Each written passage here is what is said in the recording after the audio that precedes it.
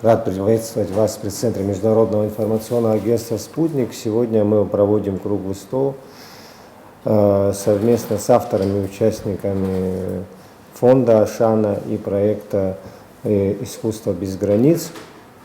Тема нашего сегодняшнего круглого стола – это современные вызовы и проблемы инклюзивного образования. Авторы, организаторы этого круглого стола столкнулись наиболее близко с этой проблемой благодаря деятельности в ходе реализации проекта «Искусство без границ». Вот я хотел бы, чтобы уважаемая Анна Савилова, автор проекта «Искусство без границ», коротко нам рассказала о том, что содержание этого проекта и как мы пришли вообще к этой проблематике. Спасибо. Я тоже прежде всего хочу всех поблагодарить, что вы неравнодушны, что вы откликнулись, пришли. Все-таки тема достаточно сложная. И проект «Искусство без границ» – это проект, направленный на инклюзию, как раз-таки на инклюзивное общество.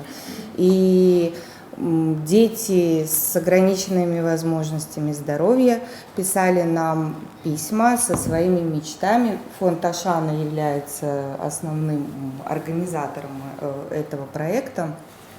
И это первый этап проекта, да? Дальше будет реализация еще каких-то интересных вещей, связанных они с искусством. И финальная точка Росдрам на основании мечт детей поставит спектакль, в котором будут принимать участие и дети с ограниченными возможностями, и обычные актеры. И для большей значимости мы привлекаем российских известных актеров, которые тоже примут участие. И цель как раз-таки показать, что нет ни для кого границ, что все возможно, любые. И мы закончили первый этап. Это этап сбора писем от детей. И на самом деле мы изначально заявляли о том, что мы не знали, как пойдет этот проект, да, что вообще будет, как будет. Мы, конечно же, там предполагали, у нас была какая-то дорожная карта, но в ходе этого проекта мы поняли, что прежде всего разговаривать нужно не с детьми, да, а нам, взрослым, нужно понять вообще, как и куда двигаться, потому что те запросы, которые поступали от детей до 18 лет, мы на самом деле приняли решение, что только письма будут участвовать те, кто до 18 лет непосредственно в постановке, а принимали письма абсолютно от всех. Во-первых, вы не представляете, как сложно родители идут вообще на это, чтобы написать письмо со своим ребенком и вообще в принципе сказать о том, что у меня есть вот такая в семье ситуация. Причем люди абсолютно разного, сейчас мы не будем говорить о том, что это люди социализированные, с которыми мы встречаемся на различных интересных мероприятиях, когда доходит до его личного, он говорит: нет, муж не хочет, свекор не разрешает, вообще в семье сказали, что не надо этого делать.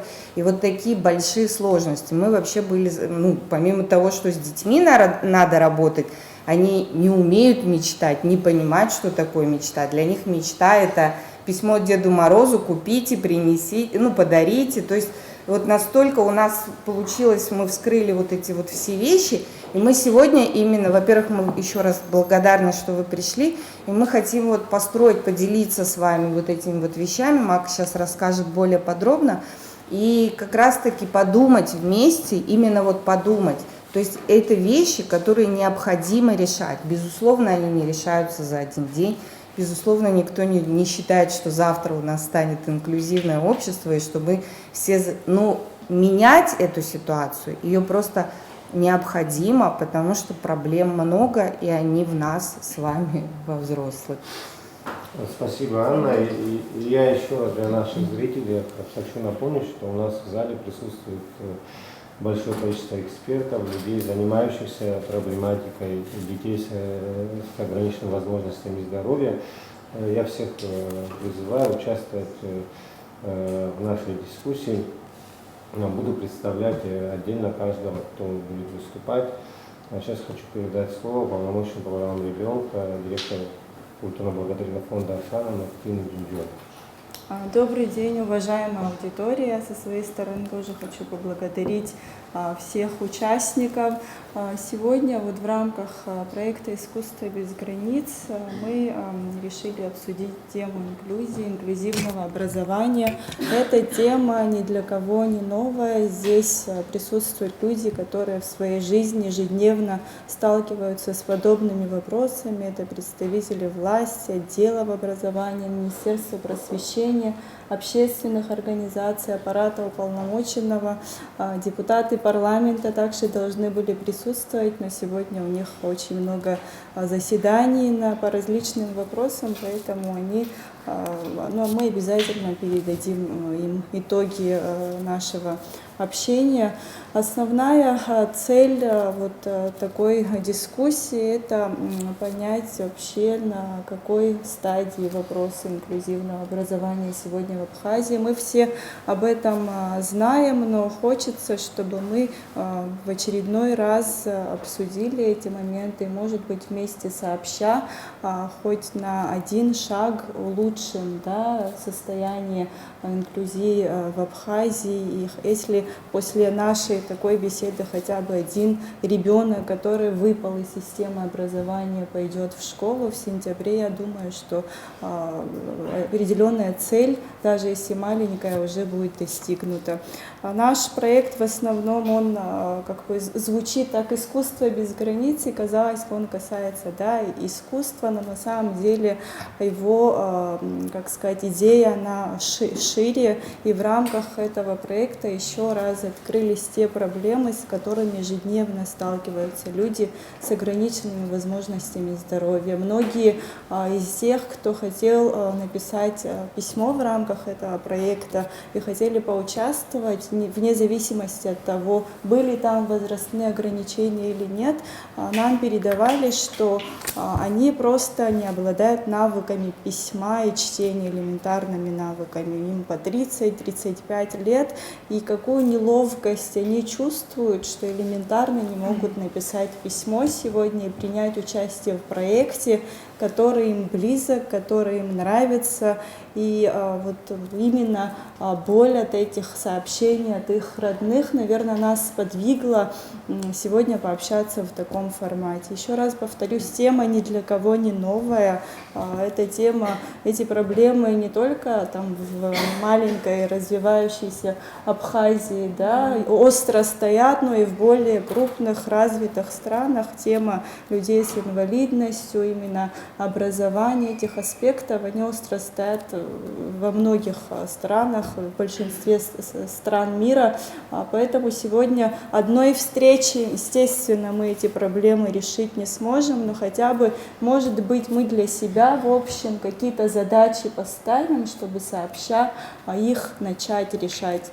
Какие-то задачи решаются уже и Министерством просвещения, отдельно отделами образования на частном уровне в основном. То есть каждый случай я, как представитель фонда Ашани, как представитель аппарата уполномоченного, могу сказать, что в основном все в индивидуальном, частном порядке решается, когда возникает проблема, когда обращаются, но системно, будем говорить откровенно, эти вопросы, Ада Алексеевна подтвердит, в нашей стране не решены. Поэтому хочется больше говорить о системе, как сделать так, чтобы в нашей стране были решены вопросы образования людей с инвалидностью, чтобы они в таком количестве не выпадали из системы образования. У меня нет точных цифр, но порядка 800 детей с инвалидностью на территории Республики Абхазия сегодня проживает. И хотелось бы поднять, какое количество из них посещает школы и какое количество на сегодняшний день выпало из системы образования. И что каждый из нас в рамках своих полномочий, своих возможностей может сделать для того, чтобы количество детей с инвалидностью, сегодня посещающих школу, оно увеличивалось с каждым годом, с каждым разом. Вот основная Спасибо, цель Мартина. нашей встречи. Да, прости, я вот еще немножко добавлю. И вот все-таки в рамках проекта, да, я добавлю, помимо этой проблемы, она, безусловно, Министерством образования как-то пытается решаться. Основная проблема, как бы это ни звучало, это в нас, во взрослых, в людях. Понимаете, мы очень много разговаривали с мамами, и первое, что они говорят: моего ребенка не принимают. То есть они выходят гулять. Вот элементарная ситуация. Они выходят гулять. Мы все такие вроде бы, мы с удовольствием перечисляем деньги, помогаем финансово, но мы не готовы видеть этих людей среди нас. И мы так обучаем своих детей. Вот в этом основная проблема. Понимаете, мы должны вот с вами подумать, именно как менять эту ситуацию. Вот рассказывает мама, я прихожу с ребенком, ну это не единичный случай, да, я выхожу с ребенком на площадку, и наши люди, которые считают себя цивилизованными, они тоже, у нас сейчас нет задачи кому-то сказать, что кто-то плохой. Это отсутствие понимания и образования в этом, и у взрослых у нас тоже, давайте это признаем. И мама говорит своему ребенку, при другом ребенке: не играй с ним, ты не видишь, он больной, он дебил, могут сказать, оскорбляют. То есть это нормальная ситуация, к сожалению. И это постоянная ситуация. И нам кажется, что мы все такие с вами добрые, толерантные. Ничего подобного, у нас нет этого. А почему это происходит? Прежде всего, потому что их не видят.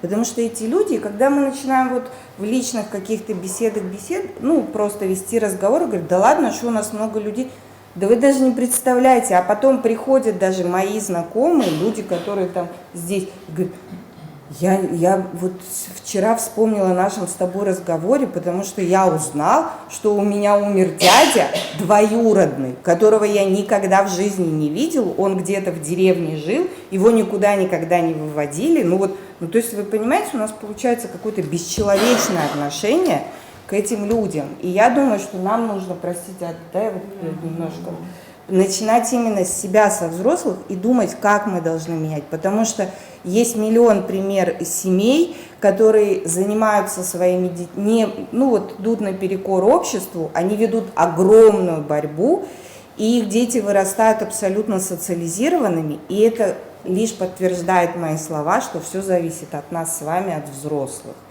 То есть, если мы будем на эту тему разговаривать и пытаться... Прежде чем мы перейдем, да, в Министерство просвещения, у нас в зале вот присутствует родительница Лакербая Оксана. Я хотел бы, чтобы она тоже поделилась вот своим видением, как процесс социализации у детей проходит, и то отношение самих родителей, отношения в семьях, о котором, Анна, вы говорили, вот, как вам это видится? Спасибо за предоставленное слово. Добрый день всем еще раз. А у меня пока маленький малыш, то есть ему почти 3 года, очень сложно говорить что-то об образовании, но с точки зрения социализации мне уже есть что сказать. У моего ребенка синдром Дауна. Я могу быть эмоциональной, да, потому что он пока маленький. Так, сейчас. Мне не тяжело. Нет, мне не тяжело, я хочу об этом говорить. Я хочу об этом много говорить, и я плачу не из-за своего ребенка, я плачу из-за других детей, которых скрывают, которых не показывают, которых не ведут в садик. Таких случаев очень много, очень. То есть есть мамы, то есть мой ребенок ходит в садик уже год, у него все прекрасно, чудесно, он сам ест, он сам ходит, там говорит какие-то слова, еще что-то. Ему повезло, у него, ну, классные родители, и у него 2 старших брата, которые его учат, к которому он стремится.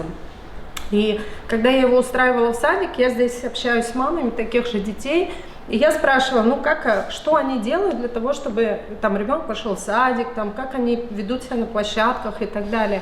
И вот один случай мама рассказала, что вот моего ребенка в садик не взяли. В тот же садик, куда я отвела своего. Я говорю: а почему? Ну, какая причина? Ну, нет, вот здесь нормальные дети, а вот других детей вот мы не будем брать. И как бы заведующая сада, она неплохая, она очень классный специалист, она очень такой толерантный человек, но она просто не знает, что такое ребенок с синдромом Дауна. То есть она думает, все, это крест, это ужасно, он ничего не сможет. Но я как бы, можно сказать, насильно пихнула туда своего ребенка, при том, что еще 2 старших его брата тоже были в этом детском саду. И у меня с ней была достаточно откровенная такая беседа. Она говорит, вы знаете, Оксана, я просто не знала, что он может быть такой же, как и все. То есть он пошел раньше нормотипичных детей в этом же саду.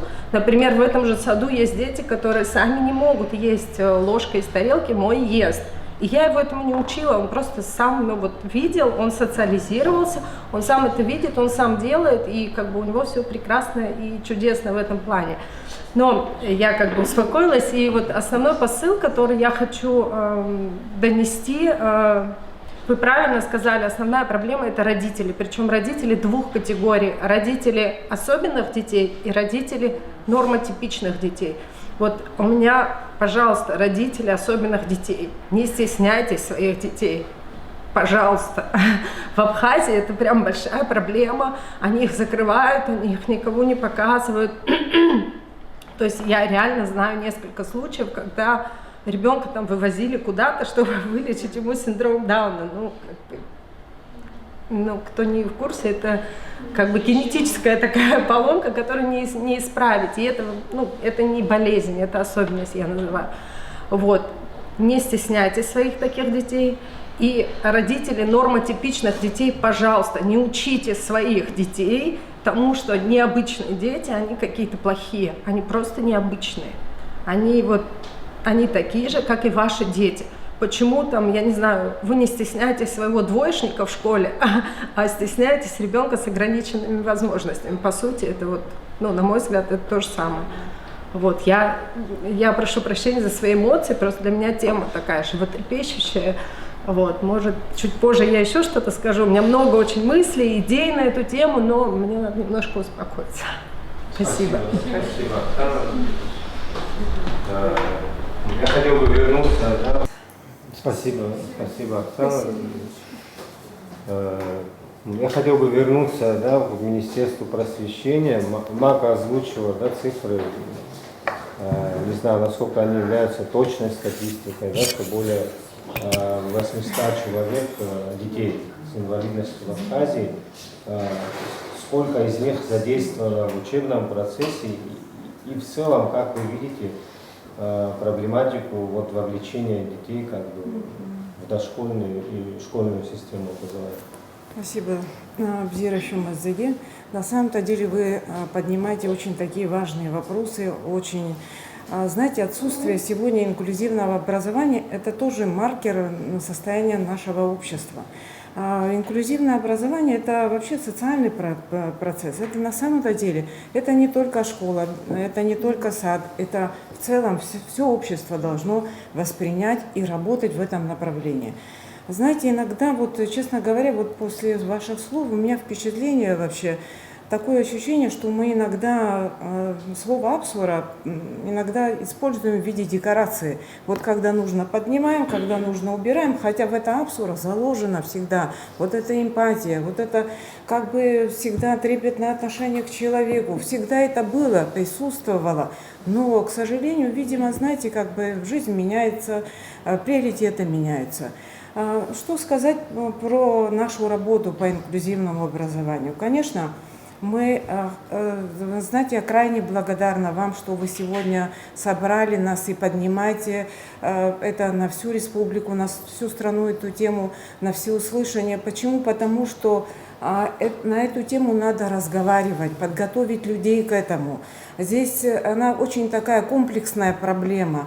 Знаете, и это в первую очередь какие задачи перед нами стоят. Это, во-первых, именно в законодательстве мы Сейчас будем говорить о законодательной базе какой-то. А вы знаете, я вот сейчас перед выходом я как-то просмотрела, вы знаете, у нас в Министерстве просвещения мы работали над законопроектом, то есть дорабатывали даже, скорее всего.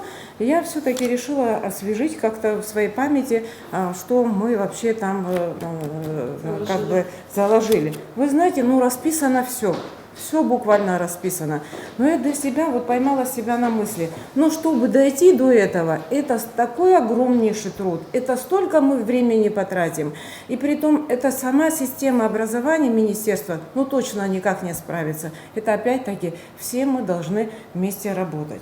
Но в первую очередь мы должны, знаете, я как бы хочу все-таки подойти к этому, вот хочу проговорить вот эти моменты, которые вас правда беспокоят. И мы должны именно подходить к тому, чтобы каждое образовательное учреждение, да и не только образовательное, должно быть под инклюзивное образование. Ну, я в данном случае говорю об образовательном учреждении.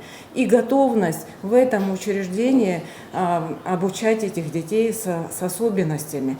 Чем раньше мы включаем их в именно дошкольное образование и так далее, тем быстрее этот процесс у нас это тоже пойдет. Это раз. Но какие две проблемы мы сталкиваемся, когда мы говорим о вот таком образовании инклюзивном? Первое, это у нас нет безбарьерной среды, раз. И мы, конечно, должны думать о профессиональной подготовке наших педагогов. Сегодня наши педагоги, к сожалению, ну, знаете, те гуманистические ценности, которые ценности заложены в идее самого инклюзивного образования, предполагают, что учитель должен, во-первых, видеть все отличия между этими детьми, уметь работать с каждым из этих ребенком. Но к этому опять-таки нужно пойти. Это специальные курсы обучения, это разработка спецпрограмм для этих учителей. Это такая профессиональная трансформация ведет к личностным изменениям их установок. Это тоже такой болезненный процесс. Это нелегко принять. Вы знаете, учителя сами по себе, без вот инклюзии, без этого контекста, они и так, как бы это ну, такая очень профессия, где человек быстро выгорает, свои какие-то проблемы текущие, исходящие из этого проблемы. Поэтому, конечно, здесь вот именно подготовка вот профессионалов очень важна. Второй момент – это материально-техническая база. Но это, конечно, это в первую очередь. Это дооборудование этих коридоров, учебных помещений, это противоскользящая поверхность, это пандусы, это в самом учреждении там разного рода тактильные, визуальные, там, индукционные средства информации, система оповещения помощника и так далее. То есть очень-очень-очень ряд таких вопросов, которые на сегодняшний день это просто мы фантазируем, когда говорим, что сегодня мы можем, ну как бы на базе наших дошкольных учреждений организовать инклюзивное обучение. Вот как вы столкнулись, на самом-то деле, она не потому, что не понятно, да, а я вот не знаю, о ком идет даже речь, но да и со многими, я думаю, в каждой из наших школ такая ситуация бывает, что они сталкиваются с тем, что они не знают, как с ними работать. А есть такие, знаете, иногда, я сама, ну, у меня такой немалый опыт работы в разных секторах образования, начиная от дошкольного, заканчивая университетом. В дошкольном образовании, это у меня, я несколько лет, более 5 лет проработала в нем, подготовка к школе у меня было направление. Но что я заметила? Что из года в год ухудшается ситуация. Ну, вроде бы дети с сохранным интеллектом, все, вроде бы, казалось бы, но я не могла понять, в чем дело. Я стала искать в себе какие-то проблемы. Думаю, может, в силу уже возраста, знаете, как бы, думаю, ну, профессиональное какое-то, может, и выгорание происходит у меня, не по руке что-то. пошло. Но я стала интересоваться, думаю, в чем проблема. На самом деле стала как бы читать статьи, общаться со специалистами в этом направлении. Да, на самом-то деле очень много психоневрологических заболеваний, которые должны специалисты корректировать. Но педагог тоже должен уметь считывать всегда протоколы этого врача. Должно быть такое очень четкое взаимодействие. Поэтому, конечно, одно из самых основных направлений сегодня у нас в министерстве, у нас ряд таких основных проектов, это создание психолого-медико-психопедагогической службы, где вместе там и врачи, и наши учителя, где и социальные работники в том числе будут работать в этой такой вот в единой системе. Пока не будет вот этой четко выстроенной системы, мы будем все время сталкиваться с такими проблемами. Но на что мы можем опираться, да, если мы говорим об инклюзивном образовании? Мы должны опираться на свои коррекционные школы. У нас их по республике две. Это в Сухуме одна коррекционная школа и в Тхуарчал находится одна коррекционная тоже по республике. Ну, чем мы можем... Это, знаете, как Россия сегодня пошла по какому пути? Да, у них есть инклюзивное образование в общеобразовательных школах, но они оставили свои коррекционные школы как основной ресурс для коррекции вот этих детей. Поэтому, конечно, там прекрасные у нас здесь работают преподаватели. Но они, конечно, они должны делиться своим мастерством с другими нашими учителями, которые должны уже готовить себя к тому, что мы идем по пути инклюзивного образования. Раз. Ну и, конечно, что вы сказали, вот эта статистика, когда мы стали узнавать, а где, а что, оказалось, там где-то частный центр, там что-то, то есть, знаете, все хаотично, все как-то стихийно все это делается. Мы должны знать и понимать, кто, какое количество четкое. У нас все приблизительно, это на самом-то деле наша сегодняшняя боль, и мы должны вместе все бороться. Здесь не случайно представители системы образования, почему? Потому что большая часть сегодня, как бы мы говорим о наших детях в первую очередь, да, и эти дети, выходя из стен школы, должны с легкостью интегрировать в следующее образовательное процесс, да и вообще в социум. Поэтому мы все должны сделать для того, чтобы мы этих детей приняли, они должны быть частью нашего общества. Такие же желанные дети, как и все другие. Ну вот еще хотелось бы о втором тоже проекте нашем сказать, вот приоритет министерства, я думаю, потом вы отдельно как-то снимете. Это вот, видите, не все закольцованы вот эти проекты, потому что один без другого здесь проект никак не может быть. И учитель 21 века, то есть это учитель, который должен быть, уметь и работать с такими детьми, хотя бы определить, что этот ребенок чем-то болен. И дальше это вот создание медико-психологической службы. Знаете, не хочу как бы немножко опережать события, но осенью планируется, я думаю, уже открытие, потому что нормативно-правовая документация уже у нас практически ведется, уже мы собираем специалистов, мы думаем, что это не за горами. И второе, это создание социально-реабилитационного центра. Это тоже, там тоже очень много проблемных детей. То есть такие проекты должны поддерживаться государством и должны быть, знаете, такими вот приоритетными проектами. Знаете, все зависит. Сегодня наше отношение к этим детям, мы выстраиваем модель нашего государства в будущем. Поэтому мы должны все время задумываться. Каждый на своем месте должен работать в этом направлении. Каждый буквально. То родители, то учителя. Все мы должны понимать, что мы в одной стране, у нас одни проблемы. Сегодня ты не столкнулся, но завтра ты можешь столкнуться ты. Хотя бы исходите вот из этого. Спасибо за внимание. Спасибо. Если в дальнейшем, думаю, будут вопросы, я... Действительно, чтобы получить как бы более полную информацию о масштабах проблема вот в рамках Абхазии может быть служба социальной поддержки детей и семей. Вот в зале у нас представители присутствуют, Алина Базбу. Да? Вот вы сталкиваетесь вот с такой проблематикой, что люди, там, скажем, уже из тех, кто проходит через ваши руки, что они не образованы, не умеют писать, читать. Насколько это часто встречается по вашей работе?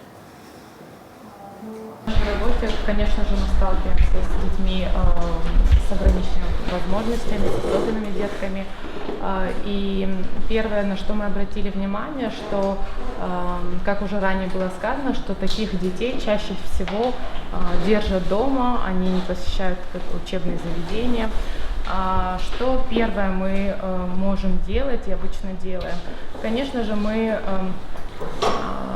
в первую очередь консультируем родителей, оказываем им первичную психологическую помощь и рассказываем, как нужно вести себя в обществе, чтобы им самим было комфортно с такими детками. Здесь работа ведется не только с семьей, где есть такой ребенок, но и с окружением. Конечно же, профилактические работы должны вестись и с соседями, в школе, в дошкольных учреждениях, но это очень сложный и долгий путь. У нас есть успешные примеры, когда удалось таких детей вывести в социум, адаптировать, но в таких примерах не так много, чем мы могли бы похвастаться. Но для нас каждый ребенок — это уже большая победа.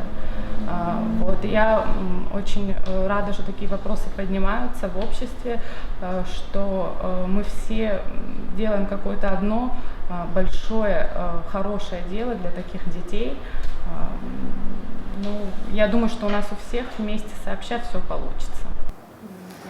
Спасибо, Алина. У нас в зале также присутствует председатель Ассоциации воссодействия Хагушев Абхаз Александрович. Абхаз Александрович, все-таки у вас огромный опыт работы с людьми с ограниченными возможностями. Как вы видите проблематику инклюзивного образования в Абхазии? И как вы прокомментируете, возможно ли на существующей базе все-таки организовать этот процесс? Ну, я всех приветствую. Очень интересные были спикеры до меня. Я согласен со всем, что было сказано, не буду повторяться. Ну, конечно, нам нужно иметь некую картинку, некий образ будущего, к которому мы хотим прийти. И на самом деле то, о чем вот Инал сказал в моем вопросе ко мне, да, я вообще не вижу никакой причины, почему мы не можем это сделать. То есть у нас, ну да, есть проблемы, есть случаи, когда детей скрывают, и я занимаюсь этим вопросом с 95-6 года, так скажем. Могу сказать, что тенденция такая, что таких случаев все меньше и меньше. На самом деле мы идем тренд, как бы он в верном направлении. Просто какие-то моменты, они перезрели. Да? Что я имею в виду? Мы никогда не получим нормальную инклюзию, она будет у нас всегда стихийной, она у нас всегда будет с надрывом, как Мактина сказала. Ой, как здорово будет, если мы всем этим проектом добьемся, что один ребенок пойдет в школу. Давайте посчитаем всех нас здесь, сидящих здесь. Вот если столько детей, сколько нас здесь собралось, пойдет в школу, тогда давайте будем считать, что это успех для нас. На самом деле уже многие вещи проговаривались, в том числе и с Министерством просвещения, и со многими другими организациями. Мы предлагаем, да, вот, скажем, недавно была создана такая ассоциация реабилитологов, и мы обсуждали тоже в рамках этой организации как бы эти вопросы, и вот с Адой Алексеевной мы тоже плотно общаемся по этому вопросу. Мы предлагаем, ну, во-первых, пробел устранить, связанный с законом об образовании. Если не будет приниматься глобально большой закон об образовании, которого мы ждем уже 20, я не знаю сколько лет, это вообще странно, очень странно выглядит, что наша страна долгие годы там разные президенты, кандидаты, депутаты, общественные деятели, кто только не говорит о том, что образование – это наше все, да? Что образование нужно развивать и так далее. Друзья, давайте. Не, ну, да, вы как бы сталкиваетесь с проблемой, вы в окопах, вы на передовой, понимаете? Да, ну вы же сами прекрасно знаете, я, например, в 2005 году, помню, когда был депутатом, такая вот оказия со мной случилась, я помню, когда выносился и концепция выносилась, да, было такое, концепция выносилась и, значит, законопроект. Этот законопроект был завернут, он, кажется, был вторым или первым, я не помню.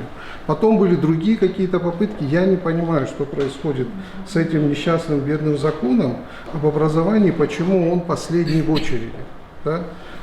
Нам нужно это сделать. Если не будет глобально большого, мы предлагаем путь, которым, например, пошла та же Армения. Принять отдельный закон об инклюзивном образовании.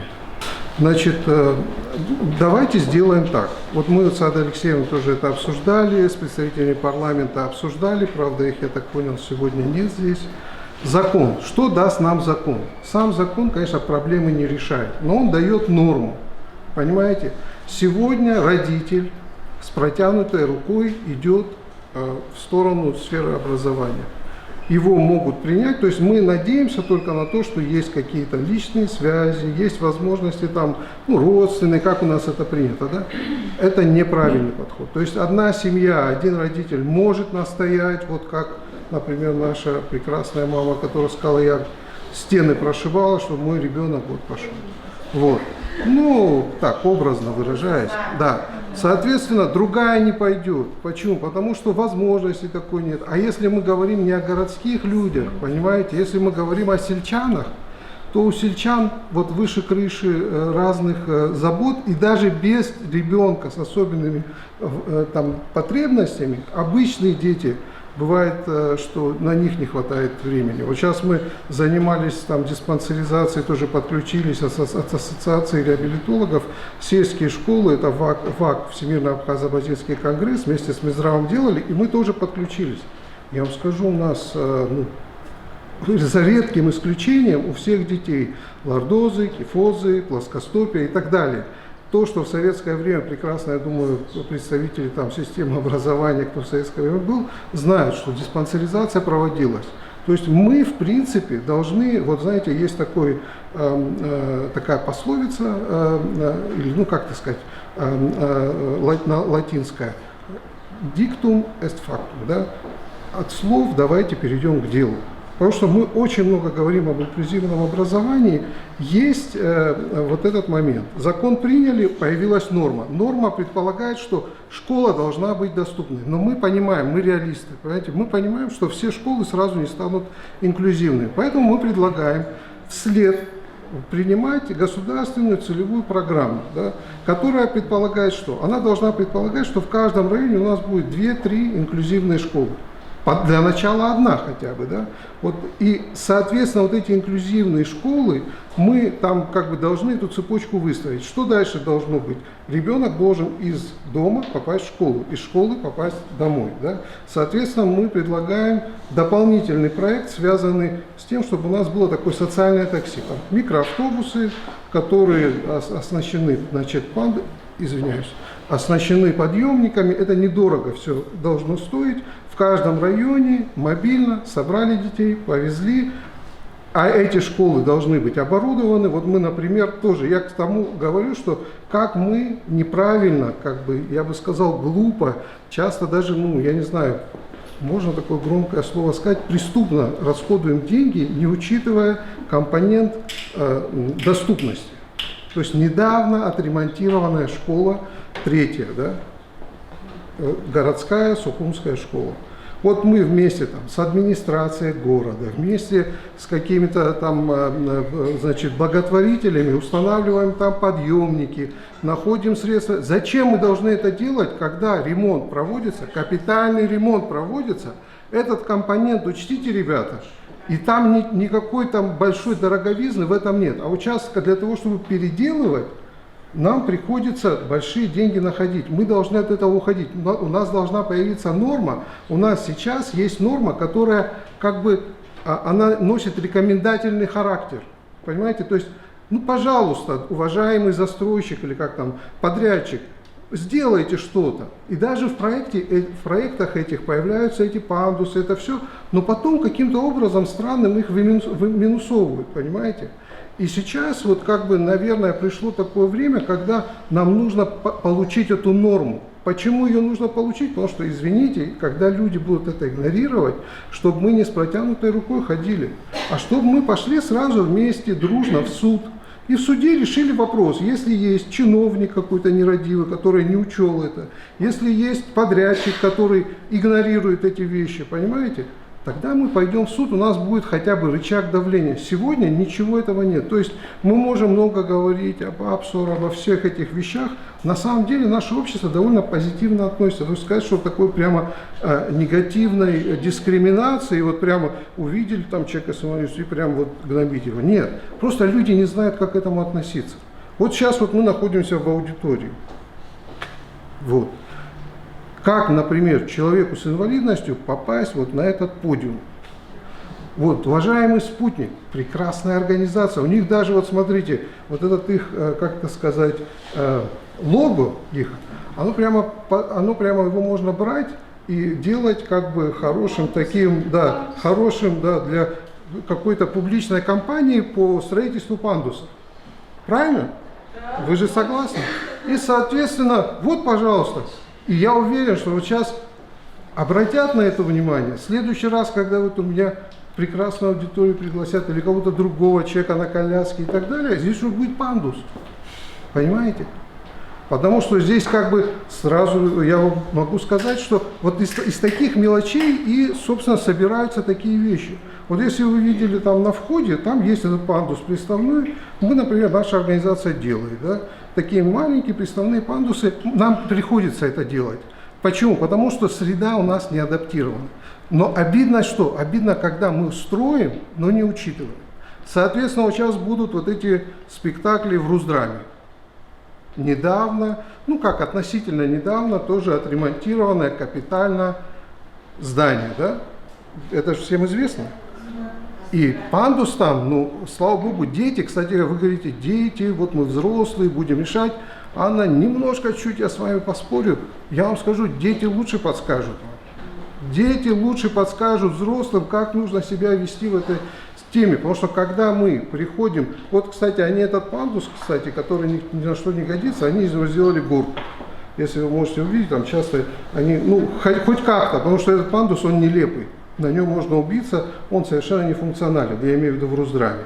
Но, соответственно, люди, которые делали, они что-то хорошее хотели сделать, но не смогли. Соответственно, мне кажется, вот этот ваш проект, он очень хороший в том смысле, что не взрослые должны говорить о детях. Дети должны говорить. И да, я понимаю проблемы и так далее, но самая хорошая фишка, самое главное, вот как бы, как это говорится, цемес главный, это то, что дети будут говорить. Да, они без проблем, но с другой стороны, если они не могли писать, ну, например, да, Инал, если они не могут, им сложно писать, ну, слушайте, давайте запишем аудиосообщение или видеосообщение. Это что же можно сделать? То есть такой формат, ну, какие-то проблемы. Это очень важно, чтобы люди слышали и знали. И то, что касается там, закона об образовании, можем принять. Почему мы не можем этого сделать? Ада Алексеевна, мы можем это сделать? Отдельно? Вместе? Да. Знаете, если это будет еще тянуться, лучше, конечно, это делать. Но мы верили, понимаете, мы выходили с таким предложением, чтобы вы понимали. В какой-то момент нам говорили там несколько раз, что ну зачем вот сейчас нам нужен отдельный закон об инклюзии, когда мы примем большой закон и там будет все. Ну, вот это мы 20 лет ждем, слушайте. И мы были дурачками, потому что мы, извините, ну верили в это. Нам казалось, ну действительно, вот он вынесен, вот уже обсуждается, потом раз, потом новый, потом раз, что это такое происходит, я не знаю. Поэтому мы сейчас вместе с сообществом родителей, да, там, с разными, вот с вами вместе, да, обсуждали это. Мы должны поставить вопрос ребром, да, и вот в рамках этого прекрасного проекта мы должны продавить эти вещи. Давайте сделаем так, пойдем в парламент, устроим слушание, с депутатами уже предварительно тоже говорили, давайте пошевелим эту тему и примем закон. Это уже стыдно. Понимаете? А потом, может быть, если закон об инклюзивном образовании появится, будет совсем стыдно людям, которые не принимают большой закон, основной, базовый, об образовании. И примут и этот закон. Нормативно-правовые акты какие-то, может быть, для начала нужно принять, в конце концов. Поэтому, да, и уже потом исходить из этого. Ну, надеюсь все-таки, что наши депутаты все-таки в ближайшее время будут рассматривать, работать над этим законом. Алексеевна, мы должны взять бычка за рога, потому что этот бычок не телится. Понимаете, он не мычит, не телится. Мы должны сами это делать. Поэтому я предлагаю, что сделать. Вот сейчас уже эта тема перезревшая. В рамках этого проекта, представьте, как хорошо будет. И, значит, будут постановки в театре, но кроме театра, мы скажем, есть еще такая смысловая нагрузка, что этот проект усилиями, голосами детей прорвал эту оборону глухую, непонятно кого и от чего, и мы примем такой закон. Давайте такую примем. Я надеюсь, и спутник нас поддержит. Я правильно? когда говорю о детях, я Да. имею в виду не то, что я наоборот говорю, что родители не должны их держать дома, и дети между собой тогда будут нормально Видите, общаться. вот, видите, я нехорошо, вот, значит, вас понял. Вы правы. Я наоборот за то, что Да, дети со мной должны, мы должны их слушать, они должны получить шанс учиться. Сейчас, секунду. 2 секундочки, я хотела бы тоже. Ну, как бы, все-таки надо работать в целом на общество. Да, Сейчас, да. если вы спросите кого обывателя, он, что такое инклюзивное образование, я думаю, немногие вам тоже ответят. Это да, то есть это вот, знаете, как бы информационно надо постоянно работать в этом направлении. Постоянно это параллельно надо делать с тем, что пробивать этот закон, информационно работать. Почему? Потому что общество тоже нужно подготовить к этому. Я, вы знаете, просматривала комментарии, вот как бы готовясь к этой встрече, думаю, посмотрю, какие-то там выступления было, комментарии. Вы знаете, очень так это очень противоречивое мнение тоже у людей. Кто-то не поддерживает инклюзию, кто-то так, поэтому мы должны планомерно, знаете, как бы готовить наших, естественно, жителей и родителей, и администрацию, там, директоров школы, руководителей, естественно, к тому, чтобы у них был такой просвещенный, мудрый подход к этой работе. Вот как раз о чем вы сказали, Ада Алексеевна. Алхас Александрович говорил фактически о законе, о системном подходе, чтобы в будущем в случае невыполнения можно было к чему-то апеллировать. Но как практика показывает, мы видим, что этот процесс затягивается, и вот, может быть, районы скажут, да, свое мнение. Вот пока этого не произошло в ручном режиме, как-то можно направлять инструкции учителям, знаете, директорам, да, чтобы как-то это... Я больше чем уверена, вот здесь все руководители отделов образования сидят, ни один вам не скажет, они все готовы принять таких детей. Опять-таки проблема в том, что родители тоже не хотят. Здесь, знаете, работа с двух сторон.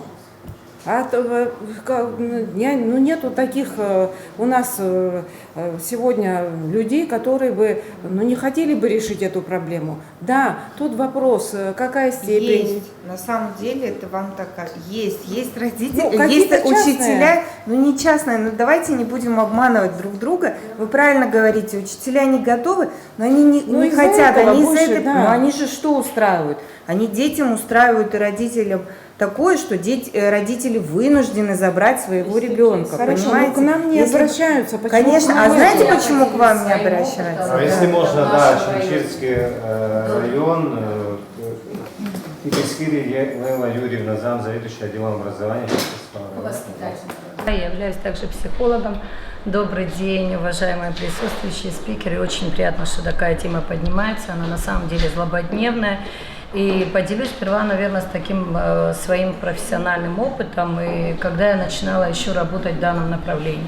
Я работала в одном из проектов, это получается, что это было в 2007 году, Дом юношества, у них был такой проект, который назывался «Назад в школу». И никакие там законы не нужны были, не надо было сборы, не надо было обращаться там к депутатам для того, чтобы это все сделать быстро здесь и сейчас. И у нас в Ачимчирском районе, как психолог, со своим образованием. Мы ездили и социальным педагогам, ездили по домам, общались с родителями, доносили до них правильно, насколько ребенок должен быть социализирован, насколько он должен быть обучен. И были разные дети, абсолютно разные, и были особенные дети, и были, которые просто имели такие задержки педагогического развития и асоциального такого поведения были. Мы как-то с ними начали работать. Мы пошли на наименьшем пути. Тогда Сельма Рушевна была руководителем Зонтария Дома юношества, и мы пошли, обратились, на тот период был заведующим отдела образования в Буне Александр Степанович. Когда мы пришли и сказали, давайте мы в рамках своего района как-то выйдем из этой ситуации и начнем работать с этими детьми, нам пошли навстречу, проинформировали министерство, нам разрешили. И мы прикрепили этих детей к школе и стали заниматься уже при Доме юношества с этими детьми, где проходили разные занятия. Там творческие, психологи работали, журналисты работали. И была такая огромная слаженная команда, и плюс еще выпускалась газета. Приглашались туда вот на круглые столы, учителя приглашались. И они видели, что эти дети нормальные, они имеют право быть в обществе, их что можно принять в это общество. И мы начали их водить в школу, то есть их прикрепили к школе. Они приходили в определенные, там, в неделю несколько раз у них проводили занятия для того, чтобы они были социализированы. И эти дети, они уже настолько растворились в этом обществе, они стали одним из членов этого общества, что это абсолютно никаких ярлыков и ничего нет. То есть это в данном направлении. На сегодняшний день, до принятия всех этих законов, хотя бы можно начать с того, чтобы вот было там у нас также домашнее обучение форма. То есть на тот период министерство проплачивало, то есть определенную заработную плату им фиксированную. И, естественно, там ходили учителя начальных классов, которые с ними занимались. Они обучали их обычным там навыкам чтения, письма, все, и чтобы дети, у них такая уверенность была. Не согласна с тем, что родители, мы закрываемся. Я являюсь мамой особенного ребенка, она у меня с ограниченными возможностями. И достаточно везде я ее социализировала. Социализировала с мамой, с папой, со всеми ближайшим окружением. И я не могу сказать о нашем районе, о Очимчирском, с уверенностью могу сказать, что таких детей мы принимаем. Единственное, если педагоги их не принимают, они не потому, что не хотят этих детей. Они боятся и не знают, что-то сделать с ними неправильно. Вот такая проблема происходит. Они исходят из того, чтобы работать по принципу «не навреди». Когда уже открываются такие частные школы, частные центры, я сейчас боюсь перепутать название, их очень много, и родитель, который имеет возможность, он тоже считает, а может правда я его туда возьму, а может там ребенок мой больше обучит, там уже специалисты работать. И тогда уже у учителя есть такая возможность сказать, да, действительно есть, вот там вы туда пойдите. Что касается детского сада, у нас один детский сад, также веду там методическую работу, и у нас детки бывают, поступают, мы принимаем их, да, воспитатели боятся, но опять-таки тут человеческий фактор. Я с ними начинаю беседовать, взываю на то, что на самом деле Ада Алексеевна сказала Апсура, что это все нам воздастся, что надо как-то с малого начать, не переживайте, где-то им накапают там капли, но они действительно переживают, а когда человек переживает, он ведет себя неадекватно и может эти формы какие-то у него неправильные получаются, и она трактуется в обществе, что они не принимаются, эти дети, их не хотят. Тут работа с родителями нужно проводить, потому что мы же тоже эмоционально неустойчивые, бывает все мы остро воспринимаем, и дети, они на самом деле дети не злые, они очень добрые, и у меня девочка, в этом году она закончила 9 классов, я смогла сделать так, что ребенок получил дистанционную форму обучения, она прикреплена и в школе, в абхазской школе, она у нас в интернат в Очимчирах, и я нигде не столкнулась с той проблемой, чтобы сказать, что ребенок не был принят в обществе. Но я не хочу сказать, можно тут сказать, наверное, за то, что вы работаете в этой системе, вас принимают, но я не всегда в этой системе работала. Я не работала в этой системе, когда она была совершенно маленькая, и мы в садик водила, и везде принимали. Обязательно мы должны прежде всего учить общество, не учить, а может просто говорить, может по-доброму, не в виде приказа, не в виде вот этих каких-то там законов, а вот просто по-человечески с людьми общаться, дать им право выразить свои эмоции, пусть они будут негативные, но дать человеку подумать, что было что-то сделано неправильно, не относиться к этому категорично. Это первое. Создание, наверное, второе, это обязательно, это психолого-медико-педагогическая комиссия, она обязательно важна чем? Потому что у меня ребенок сам прошел через это, я вот в России проходили мы это, и я просто все время, так как я работаю в системе образования, я интересуюсь, как это у них происходит. То есть она какую возможность дает? Когда ребенок проходит через вот эту комиссию, он приходит с определенным уже установкой и учебным планом, какой должен работать с ним педагог. То есть что от этого ребенка требовать? У нас бывает такое, что мы присутствуем на экзаменах, и ребенок, который совершенно, если ребенок идет с задержками развития, это же неправильно, я говорю, с ограниченными возможностями, это же неправда, что у него страдает интеллект, и что он не понимает, что происходит. Из-за вот этих всех физических неудобств, то, что с ним происходит, у него еще больше там начинаются проблемы, и он на экзамене как все сидит, но это же ненормально, это правда ненормально. Зачем ждать этих законов? Создать вот эту комиссию, кто нам мешает это сделать? Для того, чтобы была какая-то вот программа для того, чтобы с этими детьми работать. А зачем родителю водить в школы детей, если ребенок сидит как овощи, к нему никто не обращается? Родители не закрываются, и общество оно принимает. Они говорят, приходите, сидите, если к ребенку не обращаются, если его не спрашивают урок, они жалеют его, с чувством жалости относятся. Конечно, родитель не захочет вести ребенка, он начнет этим заниматься дома. И хочу поблагодарить проект, который вот создан вот «Искусство без границ». Мы участвуем в этом, и моя девочка участвует, она написала видеообращение, и она мечтает быть режиссером, мы все для этого сегодня делаем. И к маме хочу обратиться, не унывать, идти вперед и воспитывать ребенком чувством уверенности. Мы такие же, как все, имеем право быть в этом обществе, и нас это общество принимает. Я, наоборот, только благодарна, что эти вопросы поднимаются, и мы не можем сегодня сказать, что наши дети не нужны. Алхаз, спасибо вам большое, огромную работу проделываете, и у нас сообщество родителей, у нас везде об этом говорят, просто нам нужно всем вместе объединяться и работать. Не смотреть на то, что это НПО, это не правительственная организация, это еще что-то. Каждый человек, который там работает, он привнес огромный вклад. И я думаю, что вот то, о чем я сегодня говорю, и с этим уверенностью, что я сегодня рассказываю, я работала, когда я еще была не в семейном положении, у меня не было детей, и мне этот опыт пришел оттуда. И вот это мне научило работать с моим ребенком, идти дальше и поднимать. И сегодня, благодаря Ашан и вообще всем, вот, которые организации они есть, я показываю на собственном примере, что у нас все получится, и наше общество, и слава Богу, что оно у нас такое. И я думаю, что ни в одной стране, я не знаю, там во всяком случае, где мы были, вот по всем центрам, куда мы ездили, так как принимают нас здесь, и так как нас любят здесь, и так как сопереживают, я нигде такое не встречала. И могу сказать, что с полной уверенностью, если мы что-то делаем не так, только потому, что мы этого боимся, и у нас это не получается.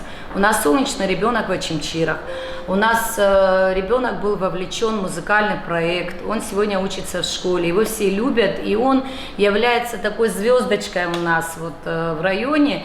И мы, насколько возможно, вот Тимур Дмитриевич, заведующий отделом образования, коллеги, мы стараемся на всех уровнях, насколько возможно в школах. Может быть, я могу даже, могу сказать себе спасибо за это, за то, что, наверное, и Богу, и Всевышнему, что я работаю сегодня в отделе образования, и вот этим своим опытом мамы особенного ребенка, могу поделиться и могу родителей, наоборот, вдохновить и не унывать, и все получится. Спасибо вам большое. Что касается, вот я еще добавлю, наверное, все-таки, знаете, мы не сидим и не ждем, правда, это законы. Закон, знаете, как показывает жизнь, бывает иногда так и остается на бумаге. Но мы, в свою очередь, делаем вот акцент на переподготовке, на подготовке наших педагогов, именно для особенных детей. У нас это тоже проект заложен, тоже будет стартовать осенью, с октября, скорее всего, и поэтому я думаю, что какие-то первые шаги, что мы обязательно, конечно, делаем. Да, трудно. Скорее мы будем, знаете, на своем пути фиксировать наши удачи и неудачи, знаете, как бы вот так, и делиться с вами тоже. Но это опять-таки такой совместный труд, это очень огромная работа. Что вот, может, я сейчас не знаю, но хочется уже раз, да, мне дали такую возможность проговорить на такую больную тему для нас, для всех. Но у нас вообще еще один такой проект, надеемся, что нас очень поддержит, по целевой программе у нас будет идти проект «Современная школа Абхазии». То есть как? Здесь закольцовываются 3 сектора, 3 направления. Это дошкольное образование, началка, основная школа и профильные классы. Ну, меня, знаете, иногда это как бы комплекс такой этой школы будет, которая как бы будет разделена. Но вместе с тем, вот это дошкольное образование, там будут и преподаватели, воспитатели, специалисты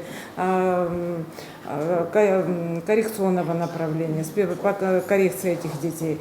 То есть коррекционный детский садик будет включен в основной вот этот сад. Потом, да, то есть мы вот должны проследить этот путь. Меня спрашивают, а почему можно же как-то разрозненно все это сделать? Нет, во-первых, должны по месту жительства, это раз. Почему? Потому что этим людям сложно добираться до какого-то там района и так далее. А здесь все близко. Он окончил этот садик, потом перешел в начальную школу. Там эти же специалисты следят, какая динамика у него развития, потом переходит в основную школу. И таким образом этот ребенок поддерживается и проходит вот эту коррекцию на протяжении всех этих 11 лет. То есть есть очень такие частые заболевания психоневрологические, которые на раннем этапе, знаете, можно предотвратить, можно устранить все эти заболевания. Поэтому это очень важно для нас именно, чтобы именно эти сектора образования, начиная от дошкольного, находились рядом. Я как раз пользуюсь случаем с города, представители города здесь находятся, города Сухум. Мы хотим развернуть эту школу в первой нашей министерстве школе. Рядом находится детский сад. Я надеюсь, что вы нас поддержите с этой идеей. Он не на нашем балансе, на вашем, но здесь это не имеет абсолютно никакого значения. Абсолютно это государственная школа, и если вы нам предоставите такую возможность, поможете во всяком случае, мы хотели бы ее сделать из него коррекционный детский сад. Спасибо. Нет, там часть как бы... Коротко, да, если можно, но уже в завершении. Спасибо всем. Я просто родитель. Я не работаю в Министерстве образования, там каких-то НПО и так далее. Единственный момент, который все вскользь его упомянули, но мне кажется, это то, с чего надо начинать в принципе. У нас в Абхазии как нигде развито, назовем это сарафанное радио, это информационная поддержка. То есть это не просто на уровне министерства, НПО, каких-то районных отделов, это должно быть на уровне республики. У нас куча инфлюенсеров, у нас куча модных, молодых, популярных людей, которые могут это лоббировать, которые могут об этом говорить и могут об этом рассказывать. Давайте начнем, может, с этого тоже. То есть я понимаю, это очень обобщенно звучит, но это можно тоже сделать системно, и это можно реально внедрить у нас достаточно просто, потому что интернет любят все, в интернете сидят все, мне кажется, просто в Абхазии. Поэтому это такой момент, на который хотелось бы обратить внимание. И поддержку родителей. Да, без проблем. Я не буду плакать, всегда обещаю. Нет. Ну, в том плане, что информационно, да, вот как бы фиксировать в основном, да, позитивные стороны этого направления, чем более негативные, конечно. Спасибо, уважаемые гости. Мы уже подходим к завершению нашего круглого стола. Вот в завершение я хотел бы еще предоставить слово Аджва Милане, да, она руководитель реабилитационного центра «Мы вместе». О вашем опыте социализации детей с ограниченными возможностями. Я сама с ОВЗ, у меня ДЦП, и я с детства была в обществе, родители не давали мне такого чувства, что у меня что-то не так. Я была всегда с детками, поэтому вопрос не стоял, пойду я в школу или нет. Я пошла в обычную школу, мне было сложно ходить. У меня, сейчас гораздо лучше походка, нога была одна больше другой, но я поднималась на 4-й этаж. Поэтому ждать того, что будет доступная среда, когда она будет. Эти дети уже вырастут, когда откроются школы полностью доступными, поэтому просто родители не должны бояться, что их детей не примут. Нужно сначала родителям принять своих детей, этот диагноз, и потом уже отправлять их в школу. Естественно, готовить заранее, а не так, чтобы ребенок уже неподготовленный пошел в школу. Его нужно готовить заранее. А дети, они добрые, они примут, я вообще не чувствовала ограничений. И сейчас наши подопечные ходят в обычную школу тоже. Спасибо, Милана. Еще момент такой, я продолжу на тот день, что сегодня у нас есть. У нас система образования, там все прописано. У нас есть организатор по воспитательной работе, у нас есть руководители класса, которые должны работать. И у нас есть дети, которые выпадают из системы образования, они не приходят. Им просто нужно работать с этой группой риска детей, с этими семьями, приходить в дом, смотреть, как они живут, беседовать с ними. А то как получается, что практически в этом направлении работа не ведется. Если сегодняшнего руководителя спросишь, а у тебя вот столько учеников, вот у вас вот есть такой ребенок, который не посещает, или какие-то проблемы у ребенка, вы были у него, никто не скажет, нет, они не знают, как они живут. Что вообще в семье происходит? У нас же еще и такие. Вот эту структуру хотим социального работника. Да, то есть вот такие моменты. Вот таким, знаете, мостиком между родителями и школой. Да, но сегодня они это все могут выполнять и все это могут делать, потому что мы же у них требуем отчета, они же это как-то пишут. Вот ситуация, которая у нас недавно совершенно произошла вот в районе Губт-Хварчал, там тоже такая ситуация была. То есть вообще работы практически с семьей не было. Хотя ребенок говорил, он звал к помощи к старшим, к людям, к ближайшему окружению, что у него есть какие-то проблемы. Я как психолог сопровождала его. Но мы же об этом не говорим. И получается, нет человека профессионального, который с нами поговорит, расскажет об этом. Тот же педагог, тот же руководитель. Экскурсии не проводятся, классные часы на разные темы не проводятся. То есть мы сами сегодня в системе, у нас все прописано. По педагогике оно есть. Просто нужно любить каждому свое дело и делать ее от начала до конца. И тогда бы таких проблем злободневных не было бы. И мы не получили бы то, что мы имеем сегодня. Я из своего тоже опыта, например, да, вот хочу рассказать, я только начала работать, и в классе была такая девочка, одна с ДЦП, и она, знаете, не могла, трудно ей было, мы находились на 3-м этаже, вы представляете, а туалеты все находились на 1-м. Вот эти все детки, которые учились вместе с ней, они буквально, вы не представляете, какую помощь они ей оказывали, сколько было тепла по отношению к ней. И вы знаете, конечно, это благодаря в первую очередь учительнице, классной руководительнице, которая создала такую атмосферу. Она донесла до детей, что это такая же ваша подруга. Она, то есть вот установку дала она в первую очередь. Это было приятно. И это не первый раз, кстати, я вот сталкивалась с этим. Да, разные бывают случаи, дети есть дети. Где-то и укусят, где-то что-то, но надо просто работать. В основном дети хорошие. Но это как раз-таки и есть, да, о чем мы говорим, о том, что есть и хорошие примеры, и плохие примеры. У нас, смотрите, сейчас вот 2 секунды еще, у нас нет задачи, чтобы вы понимали, сказать, что у нас все плохо, безнадега.ру.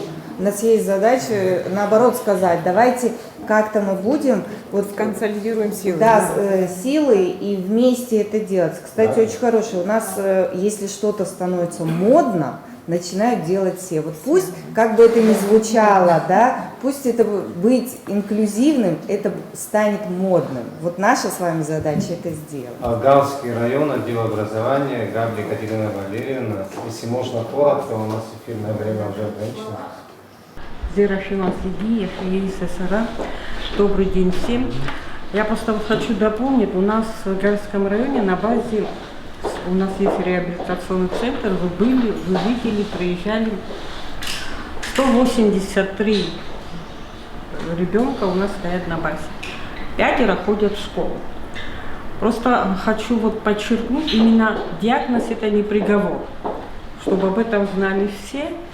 Но у детей разной степени заболевания, и они не могут ходить в школу. У нас очень тяжелые дети. Я сама лично, была моя инициатива провести мероприятие для детей-инвалидов.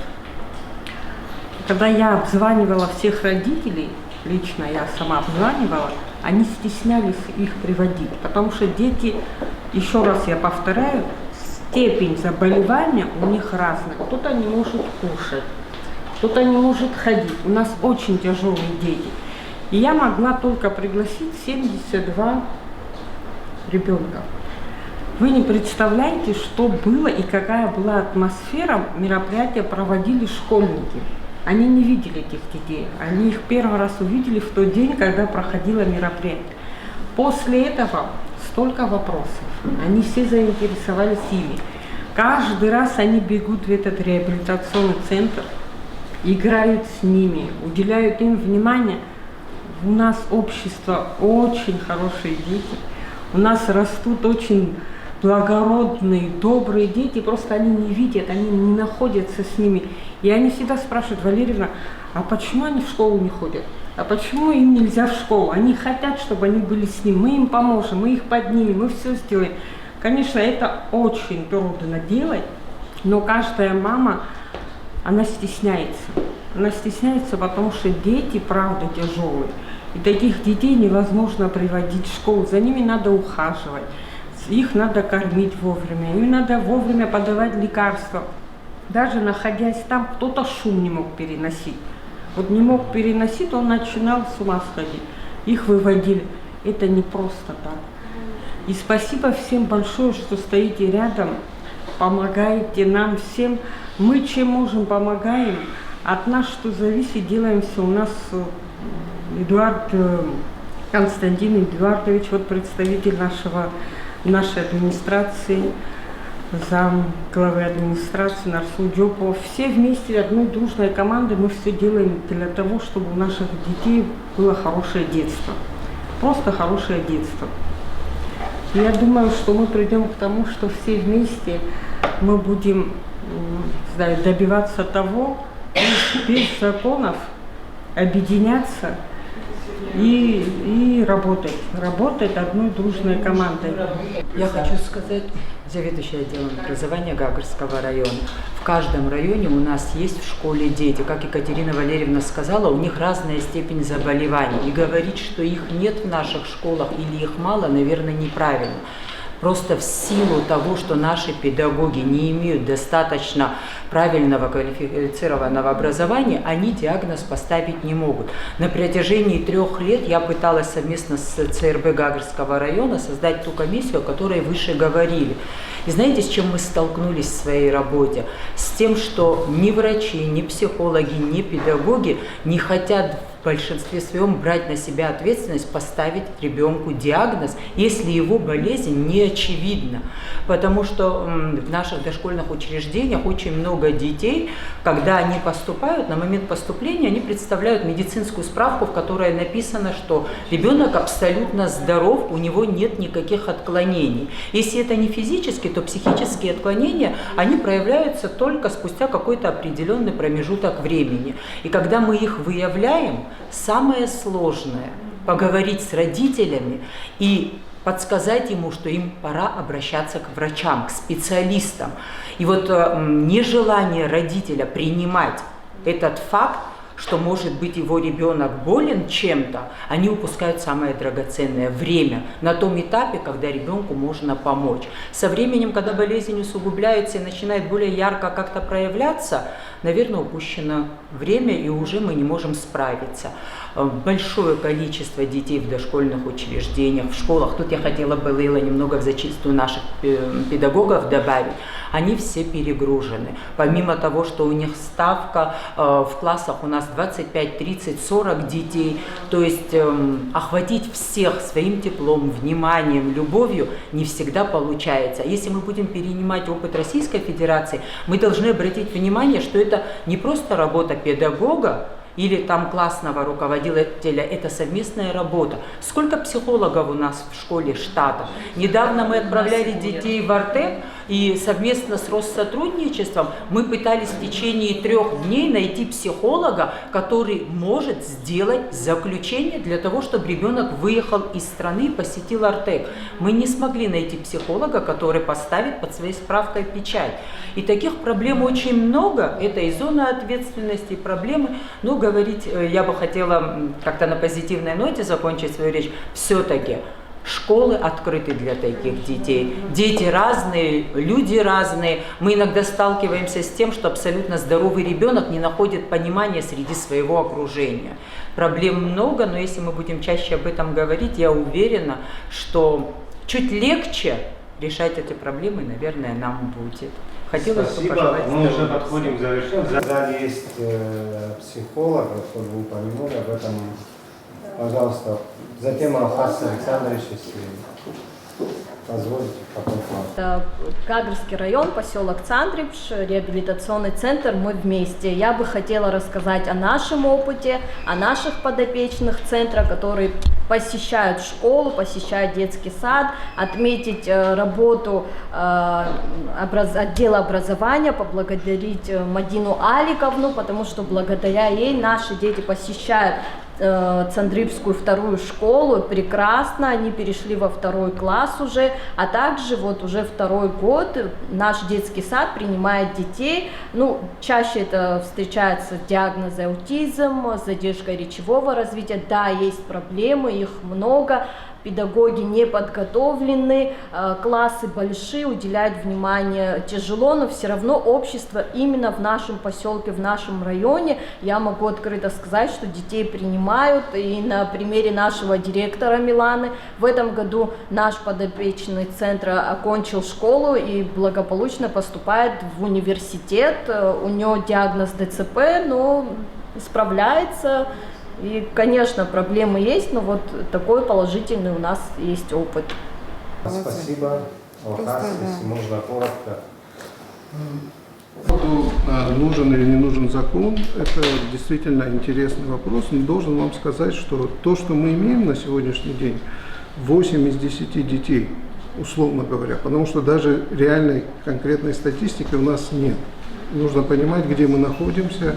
При всей благости, я как бы должен сказать, мы хотим, конечно, лучшего, но по сути, когда вы говорите, что 180 детей и 5 ходят в школу, просто чтобы вы понимали приблизительно как бы такими мазками, грубыми, какая картина. То есть мы можем без закона еще жить, и 185 через 10 лет будут ходить не 5 детей, а 10 детей.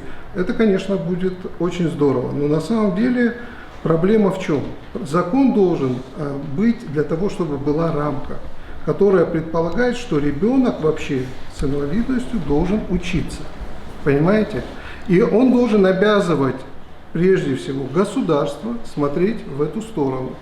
Как ребенок, ну вот здесь, например, мамы, там Лейла очень интересную как бы речь сказала, вы прекрасно говорили, ну понимаете, в городские семьи намного проще. А нам что, сельчан просто взять и исключить из этого процесса? А они никак не охвачены. А как сельчанин может приехать в школу? Ну, давайте зададимся вопросом. Поэтому, если будет закон, закон будет предполагать, обязывать государство обеспечить доставку ребенка в эту школу, из этой школы. Потому что сколько родителей, я вам скажу, ну вот, например, Очамчира, да, периодически мне вызванивают родители, и они говорят, у нас проблема, что у нас закрылся, не работает детский реабилитационный центр. А реабилитация – это компонент, который рядом идет. То есть ребенок, который ходит в реабилитационный центр, он потом ходит в школу. Вот у нас в Гайском районе, мы с вами, когда были в центре реабилитационном, и у нас прямо во дворе школа. И мы задаемся вопросом, а как дети туда пойдут? То есть вот они приходят в реабилитационный центр, который полностью доступен. Это негосударственный, или там, частично негосударственный, частично государственный, но не суть.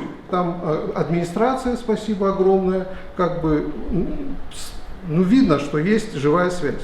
Соответственно, эти дети, мы их готовим, а реабилитация должна носить прикладной характер. Мы не должны готовить ребенка для того, чтобы он жил активной жизнью, для того, чтобы потом сказать, дружище, знаешь, ну, школа недоступна, давай домой иди, к тебе домой придут, значит, учителя. Это хорошо, когда вообще ничего нет, но я вам скажу, в чем проблема такого подхода. Это ноль социализации, понимаете? А ребенок, вот давайте каждый из нас с вами вспомнит, что ему дала школа. Это ведь не только предметы, умножение, сложение, там, мы читать научились, да, считать и так далее. Мы научились общаться с людьми, коммуницировать, понимаете? А вот этот компонент, почему важна инклюзия? Потому что ребенок, который ходит, да, он, может быть, многого не возьмет в силу там каких-то вещей, но есть там разные формы инвалидности, а кто-то там станет великим ученым, а кто-то станет бездельником, там, как я, например, неважно, разные люди, понимаете? Здесь вопрос заключается в том, чтобы человек в нормальной среде жил, чтобы у него друзья появлялись, чтобы он нормальное детство у него было. И если мы посмотрим сегодня на то, что мы имеем, я вам скажу, друзья, мы можем себя как бы благостными вот этими намерениями, мы все хорошие люди здесь сидим. И если каждого из нас спросить, мы все за. Кто-нибудь здесь, я вообще ни одного человека не встречал, вот все время, сколько работаю, ни одного человека я все сказал, нет, не нужно, чтобы это было доступно. Но в итоге недоступно, понимаете? В итоге детей туда не принимают и так далее. Вот недавно, скажем, в Гагре тоже новую школу какую-то открывали. И опять же мы видим, что новая отстроенная школа, это не претензия как бы к Министерству просвещения, вы мало на это влияете. Но претензия такая, что деньги-то потрачены, а опять школа недоступная, понимаете, а деньги немалые потрачены. Вот в чем проблема. Закон должен обязывать.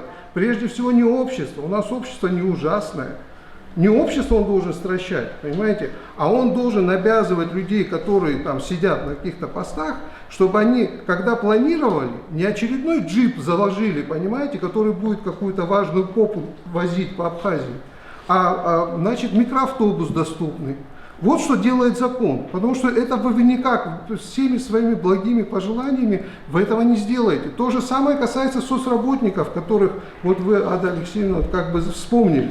Эта служба появилась, и сегодня этот инструмент, благодаря ЮНИСЕФ, благодаря, значит, огромной работе, которая была проведена, вот здесь сидит, значит, да, руководитель, мы можем оперировать, потому что государство приняло, сколько там нормативных актов было принято, это было проработано. Вот вам норма закона, норма этого, норма того, и сейчас это подразделение вписано в Министерство соцзащиты, и мы можем оперировать этим, говорить, ну я понимаю, что, значит, наша коллега уважаемая, она сидит, думает, боже мой, если они еще это на меня навесят, что мы будем делать? Но мы можем хотя бы смотреть в эту сторону, потому что вчера там была пустота. Вот сегодня, я вам скажу, в плане инклюзии у нас, ну не пустота, но довольно жиденько все. Если 8 из 10 сидят, значит, это хороший прогноз, я вам говорю. 8 из 10 детей лишены будущего, мы будем говорить, как оно есть, понимаете? То есть ребенок, который не пошел в школу, который...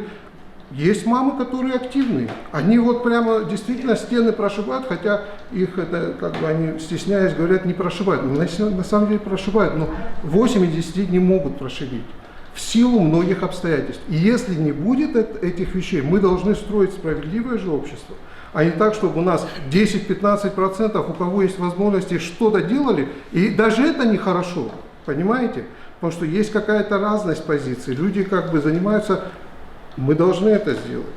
Мы должны сделать так, чтобы это было гарантировано. И чтобы не джипы у нас покупались и закладывались в бюджет, а микроавтобусы доступные. Вот для этого мы должны сделать. Вы согласны? Гальский район готов? Как учитель,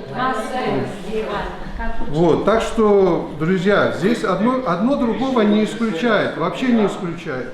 Мы должны, опираясь на наше хорошее общество, на ваш позитивный подход, должны подкрепить это дело конкретными вещами.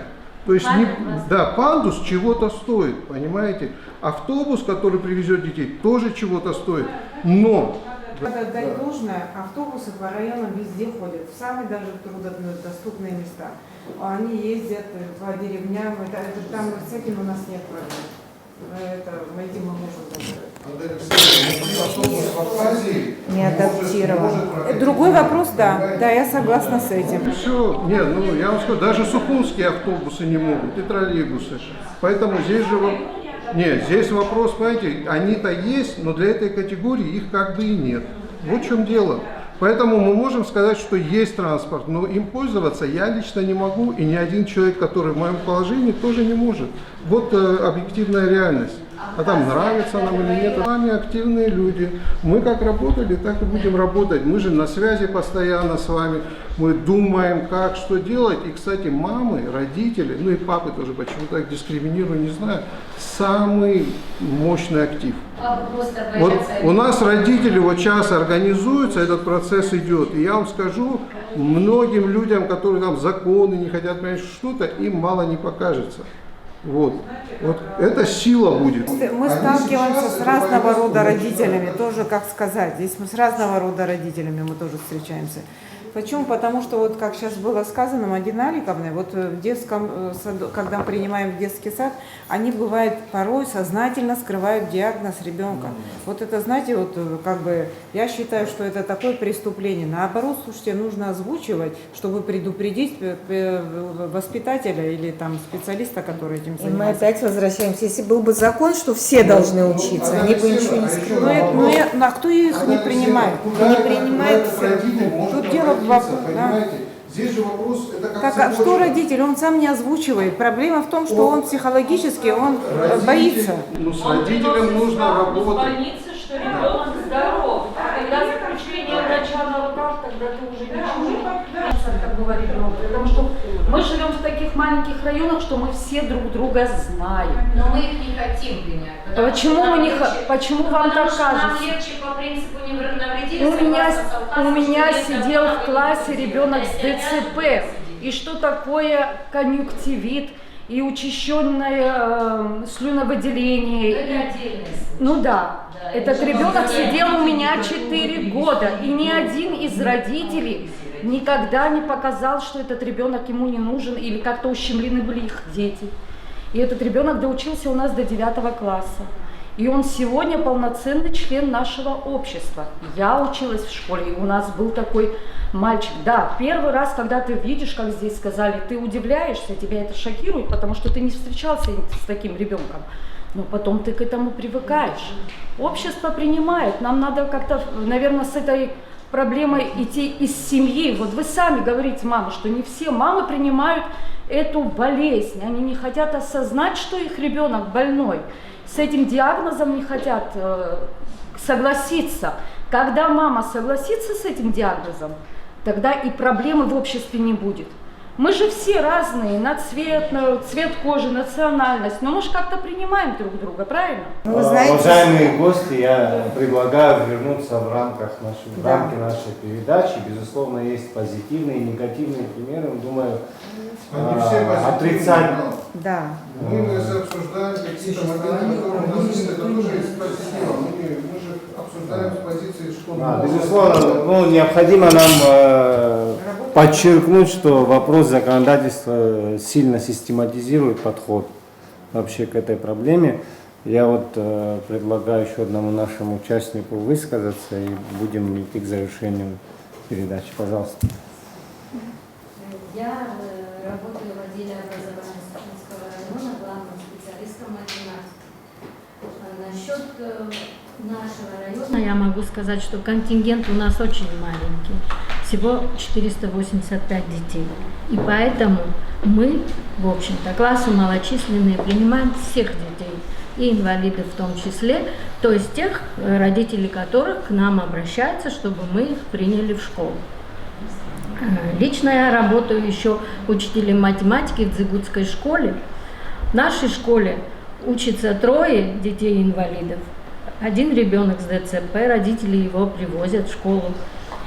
2 детей. 1 ходячая сама ходит, привозят, того он сидит. И еще 1 ребенок с синдромом Дауна. Вот. Все 3 детей учатся спокойно в классах. Конечно, они сейчас звезды с небес не хватают, и мы, конечно, им идем навстречу. Обучение идет и оценивание, дифференцированное. И, конечно же, где-то они раньше устают, с них требований чуть меньше, чем с остальных. Но я хочу сказать то, что дети сами в классе с удовольствием прекрасно воспринимают этих детей. Они на перемене хотят угодить. На уроке, даже если кому-то холодно, и куртку подадут. Наоборот, тебе жарко, Сашенька, снимут, помогут одеться. Ну, на перемене, на уроке же родитель в коридоре, допустим, того ребенка, который не ходит. А тех, кто ходят, приходят, оставляют, уходят. Тот ребенок, 1 ребенок с синдромом Дауна, его в городской школе попросили. И вот как родительница говорит, сама добилась. Хорошо, что мать и отец когда-то в нашей школе работали. И мы приняли этого городского ребенка. Прекрасный ребенок, абхазский язык на 5 сдал он в этом. Коллеги, я предлагаю организаторам резюмировать наше сегодняшнее мероприятие. Мактина Ахаревна, пожалуйста. Спасибо огромное всем, кто сегодня принял участие в этой важной, действительно нужной дискуссии. Хочу сказать, что это первая встреча в рамках проекта «Искусство без границ», но не последняя. У нас нет задачи собраться, обсудить и разойтись. Мы после этой встречи сядем, организаторы проекта, подведем итоги и выделим какие-то основные направления, над которыми вместе будем работать. Хочу сказать, что формат, время и место проведения следующей встречи уже будем совместно с вами обсуждать и совместно будем выбирать и направления тоже. Вот на данном этапе хочу зацепиться за предложение Яды Алексеевны, Алхаса Александровича о том, что все-таки есть возможность не дожидаться основного закона об образовании, разработать определенные нормативно-правовые акты, либо отдельный закон об инклюзивном образовании. Хочу выйти с предложением, что аппарат уполномоченного по правам ребенка, юристы аппарата готовы на данном этапе начать разработку совместно, если вы не против, с Министерством просвещения, Ассоциацией реабилитологов Абхазии, лично с участием Алхаса Александровича. Вот такое предложение на данном этапе я со своей стороны могу сделать. Естественно, мы эксперты именно по юридической части, но что касается вопросов инклюзии, там нужны эксперты, экспертные предложения, участия, поэтому одни, естественно, мы не сможем разработать, естественно, нужна будет поддержка Министерства просвещения, поэтому с каким предложением мы к вам будем обращаться, надеюсь, что мы получим поддержку Министерства. Вам всем спасибо большое. Да, еще раз, мы не говорим, что нет работы. Да? Мы говорим о тех вещах, которые скрываются, и что их действительно давайте все вместе все делать и делать еще больше, чтобы у нас не было, как каждый из вас рассказывает, 1, 2, 3 ребенка учатся в школе. Должны быть все в этом, образно. Спасибо, дорогие гости, что нашли время принять участие в нашем обсуждении, а мы продолжим обсуждение темы инклюзивного образования и доступной среды на ресурсах «Спутник Абхазии». Оставайтесь с нами, до новых встреч.